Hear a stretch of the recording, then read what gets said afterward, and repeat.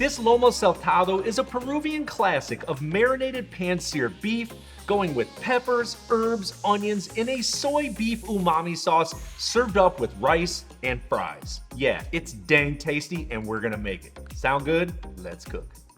We are going to add 2 cups minus 2 tablespoons of water to a 2-quart size pot. We're gonna turn the heat up to high and bring it to a boil. In the meantime, in a separate 2-quart pot, I'm adding in 1 cup of long grain rice. Jasmine works perfectly here. Turning the heat up to low, we are going to toast this rice, which is going to take in between 5 or 6 minutes, or however long it takes for the water in the other pot to boil. Toasting the rice adds flavor, reduces cooking time, and prevents clumping. The rice should look milky white like this. On the right is uncooked rice, and on the left is that toasted up milky colored cooked rice. Just as soon as that water is boiling, we are going to add it right to that pot and stir everything together while giving it a gentle season of coarse salt. Once combined, add on a lid, turn the heat down to low, and we're going to cook it for in between 12 and 15 minutes. After that amount of time, let's remove the lid, and using a fork, we're going to fluff up the rice and ensure nothing is clumped, and it's not. It looks amazing. Perfection. We're going to add back on the lid, turn the heat off, slide it to the other side of our cooktop, and this can remain warm for up to 45 minutes.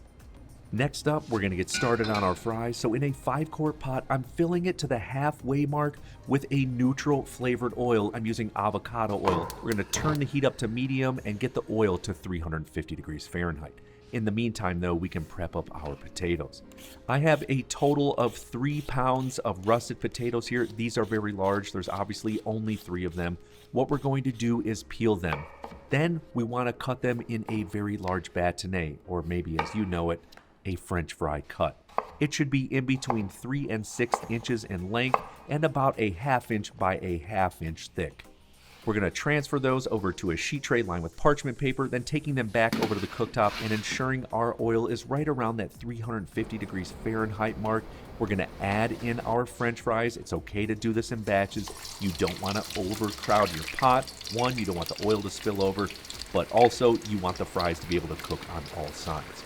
We are just going to blanch these for a total of 2 minutes. I come back every 15 to 20 seconds and move the fries around to ensure nothing is sticking. This is just a few steps in the overall procedure known as the Belgian process. This blanching period will make our fries so much crispier. It will also help prevent them from turning brown. After that 2-minute cooking process, using a slotted spoon, remove the fries and just set them to the side on a sheet tray lined with parchment paper. And when I was in the restaurant industry, we would hold fries like this for up to 3 hours. It's incredible how long these will stay like this. And because we've got a little bit of prep and we're not going to finish cooking these fries for a bit, we're just going to turn the heat down to low. And now let's break out the beef. I'm going to be using 1.5 pounds of beef tenderloin, or filet mignon. Now there are many classical cuts of beef you could also use, like skirt steak, which runs in between $12 and $15 a pound, highly economical and has wonderful intramuscular fat. However, it needs to be quickly cooked. The other one being top sirloin, around the same price point. It's incredibly lean, low intramuscular fat, but it has wonderful beefy flavors. Whether you're using a beef tenderloin or some of those other cuts, I'll show you how to prepare both. But for me, I personally like beef tenderloin for this recipe. What I want to do is to cut this down into 1 to 1.5 inch cubes. You're paying a premium price for beef tenderloin, so for me, I want a good internal temperature around medium rare. This will ensure our beef remains extremely flavorful, juicy, and tender. Now, if you're using skirt steak, you want thin little slices, but you want to cut against the grain. So depending on how long that skirt steak is, I usually cut it into 4 to 5 sections. Then taking one of those cuts, I slice it as thin as I possibly can on a bias. This will ensure the beef cooks quickly and remain extremely tender, even though it will be medium well to well done. Now for the beef top sirloin, I usually like to trim the fat or cut around any fat that's running through the center of it into small 1-inch thin slices, very similar to the skirt steak. Now, whatever beef you decide to use, you're going to add it to a large bowl. Next, we're going to pour in 2 tablespoons of neutral flavored oil. You got some really strong flavors in the sauce. You want to make sure this oil remains a neutral flavor. Next, we're going to season it with some coarse salt and freshly cracked black pepper and mix it until it's combined. Now, a great variation for this is to add a little bit of cumin. It is optional, but I highly recommend it. You can use ground cumin, or to make it a little bit more aromatic, I'm going to add a half teaspoon of cumin seeds right to a medium-sized saute pan, and over low to medium heat, I'm just going to toast them up for 3 to 4 minutes. It will become very fragrant. Honestly, smell it yourself. It's easy to see. At this stage, I'm just going to add it to a mortar, then using a pestle, I'm going to ground it down until it is finely ground. Then add it right to that seasoned, oiled up steak and mix it together until it is combined. Then we're just going to set this to the side at room temperature, help take the chill off, and let those flavors marry a little bit. But let's be good stewards of our time and knock out some prep. Beginning with a large half-peeled red onion. I'm just going to cut these up into wedges and set it to the side. Now, the classic pepper to use here is known as an ají amarillo. However, this is going to be very hard to come by in the United States.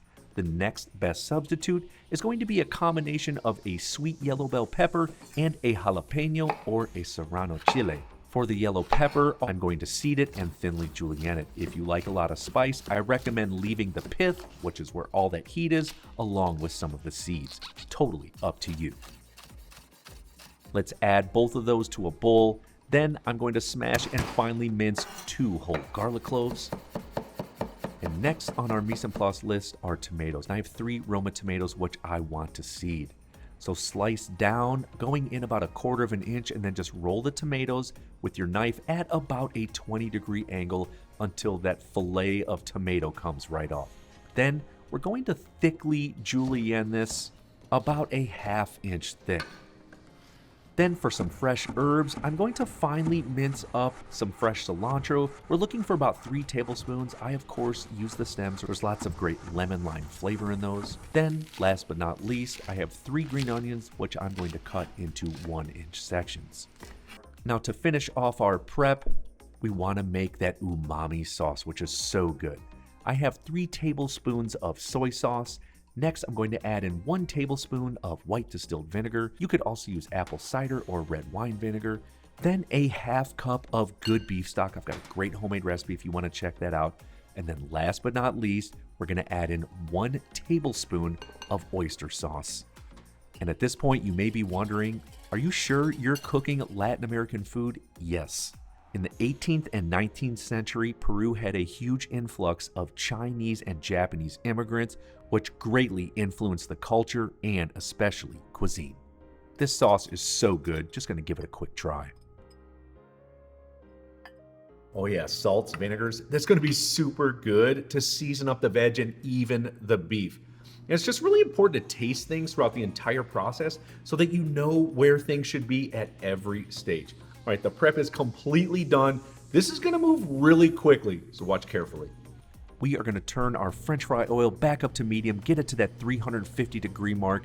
Then we're gonna add in our blanched French fries, and we're gonna cook them for about 4 to 5 minutes or until they start to turn golden brown like this. Once they are cooked, we're gonna transfer them over to a large bowl. Then we're gonna immediately toss them in a little bit of table salt. Table is better for French fries. Be sure to try them out. Yes, they are so crispy on the outside and incredibly fluffy and tender in the inside. They're awesome. Now we want to keep these warm, so I'm going to add them to a sheet tray lined with parchment paper and place them on a middle rack in the oven at 225 degrees Fahrenheit. These will easily hold up to 20 minutes. And in case you're wondering if you can use that oil, yes. Turn off the heat and completely cool that oil to room temperature. Then you can strain it through a chinois or even better yet, a coffee filter. And for me, I'm going to use both here. Then we're just going to label it, date it, and put it in a container and in a cool, dark place. This will hold up to 6 weeks. You can absolutely reuse this. And since you only cook potatoes, the flavor of the oil isn't really influenced in any way and still remains very neutral. And now back over to the cooktop where I have a large 12-inch carbon steel skillet. Cast iron, nonstick, or even a wok will work. We are going to crank the heat on to high and let it sit for exactly 2 minutes. After all, Lomo Saltado translates to beef stir fry, and that's exactly what we're going to do. Then I'm adding in 2 tablespoons of avocado oil. This has a nice high smoke point around 520 degrees. You need this. We're going to immediately add in the beef since everything is smoking and spread it out across the pan as best you can to get a nice, beautiful sear on this. We're going to let it sit for exactly 90 seconds without moving it. We want as much Maillard on this as possible, which is going to help bring about a lot of flavor to this dish.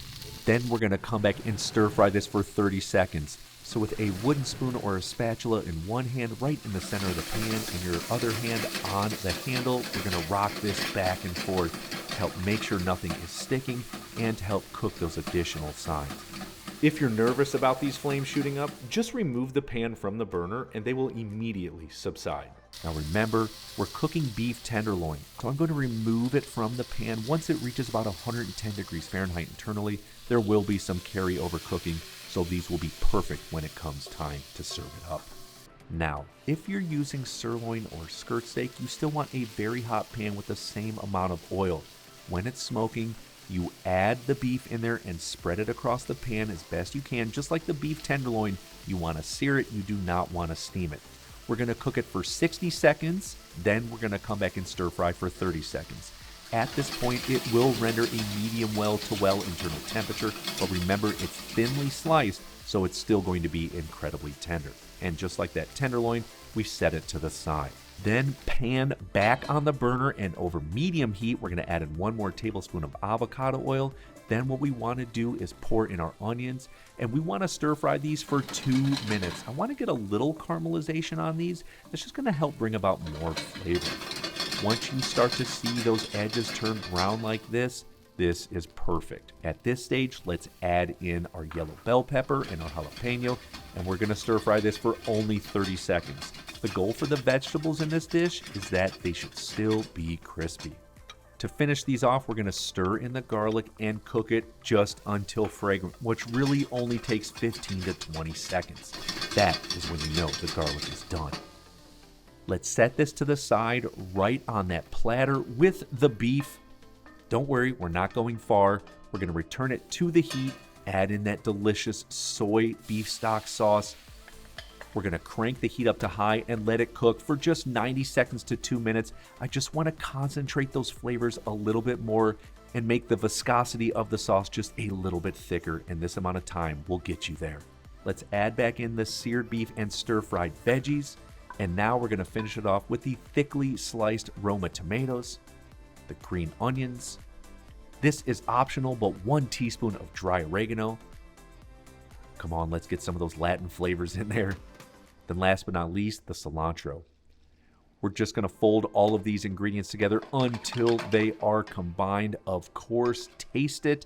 See if it needs anything else like salt or pepper. For me, this is good to plate up. Whether you're on a platter, a large plate, you want to serve this up with a big helping of that perfectly cooked rice, then our crispy brown French fries, and plenty of our Lomo Saltado. And for a nice little finish, how about a little bit more finely minced cilantro, or coriander as it's better known around the world. This looks and smells incredible. This is just a fantastic weeknight meal loaded with flavor, and these simple techniques put into practice will definitely make you the best cook on the block and probably the best chef in your family. And if you love big flavor food like this, hit up my Peruvian chicken. That thing is ridiculous. I've got a great recipe video. I'll see you on there.